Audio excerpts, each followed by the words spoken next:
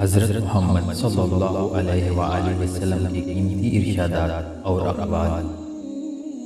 जिस शख्स को ये बात अच्छी लगे कि क़यामत के दिन अल्लाह ताला इसे तकलीफ से निजात दे, इससे चाहिए कि अंगदा मखरूज को मोहलत दे या सारा कर्ज माफ़ कर दे।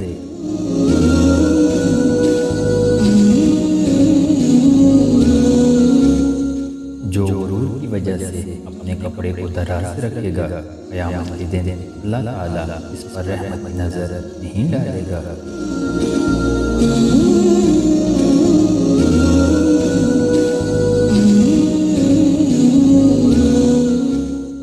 हर उम्मत के लिए एक फितना है, मेरी उम्मत का फितना माल है।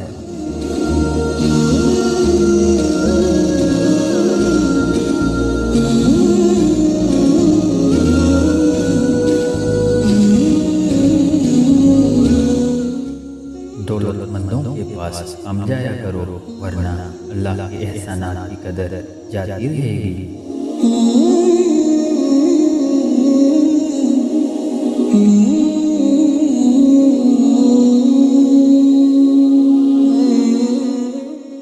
जिस शख्स से कोई इल्मी मसला पूछा जाए और वो इसे छुपाए, तो क़यामत के दिन ऐसे शख्स के मुंह में आग की लगाम डाली जाएगी।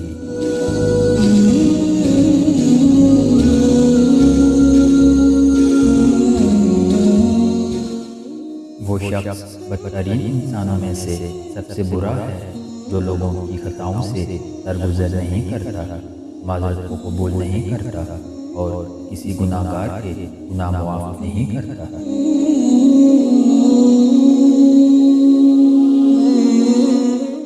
जो शख्स इस उम्मत में फ़र्क़ पैदा करना चाहे इस वक्त जबकि तमाम कौम मुत्तफ़िक़ हो चुकी हो, इसकी तलवार से खबर लो, वो कोई हो।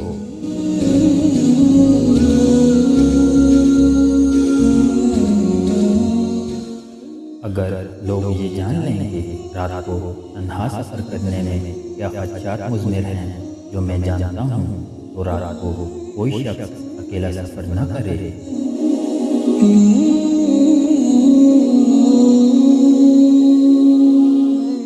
सफ़र आज़ाब का एक टुकड़ा है जो तुम्हें खाने पीने और आराम करने से बाज रखता है। बस तुम में से जब कोई अपना मकसद हासिल कर ले, तो इसे चाहिए कि अपने घर बार की तरफ लौट आने में जल्दी करे।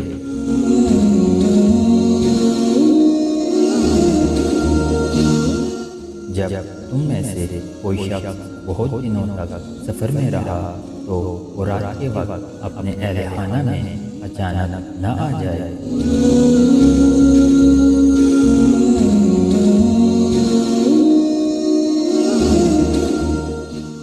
आदमी के लिए यही गुनाह काफ़ी है कि जिनकी परवरिश और खबरगिरी इसकी ज़िम्मे है, इनकी खबरगिरी न करे और इनको ज़ाया कर दे।